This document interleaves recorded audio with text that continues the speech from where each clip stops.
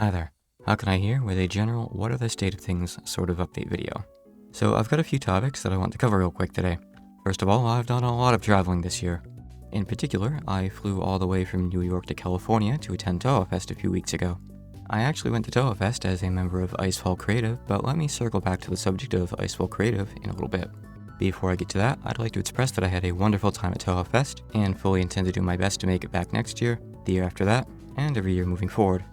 See, I went to a few anime conventions and the like before, but I've never really felt like I belonged there. However, being surrounded by so many Touhou fans was a totally different experience altogether, and it felt like if I really wanted, I could probably strike up a conversation with just about anyone, and we'd most likely have something that we could talk about. I met a lot of really cool people over the weekend, including a Patreon supporter that I had a nice lengthy chat about fangame translation and some other topics with, a few famous Touhou doujin musicians, and even a fellow translator that I was able to exchange some interesting translation anecdotes with. There were some people that I'd known of beforehand that I didn't realize I'd met in person at the convention until after I got home. Some people I only got to have all too brief chats with, and some people that I just missed meeting altogether. Unfortunately, there just wasn't really enough time in the weekend. Regardless, I probably never felt as comfortable being social as I have at Touhou Fest before, so I hope to rectify these misses and yap off some more ears come 2027.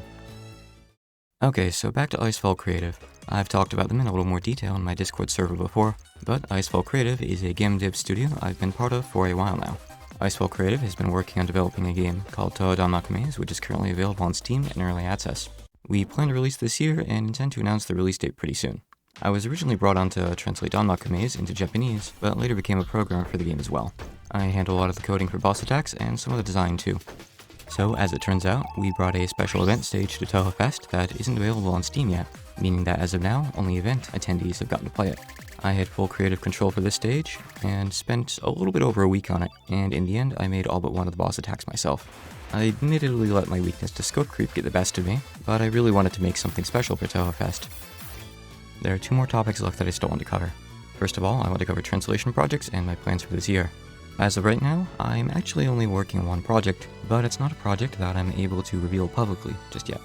If by chance I talk to you at Touhou Fest and I happen to whisper this new project's name to you, please do keep it a secret just for the time being. In addition, Harvest Yuka is slated to release on Steam later this month. It's one of the first official fangame translations I had the pleasure of working on. A lot of time has passed since then, but I hope that anyone who's been waiting to play the game in English on PC has a good time with it.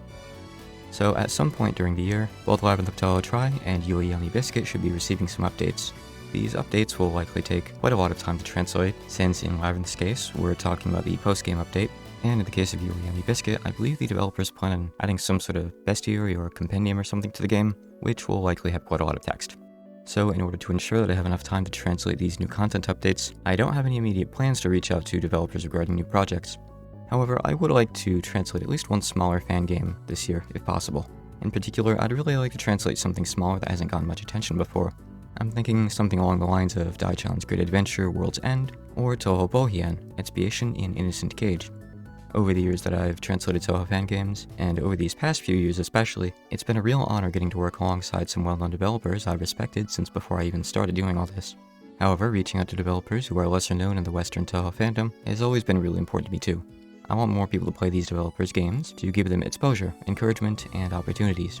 If you know of any lesser-known Touhou fan games that you think more people should play, had a unique style or charm that you hadn't seen anywhere else, made you want to see more games from the developers, remained in your head after finishing them, or came off to you personally as special in any other way, then I'd like to hear from you.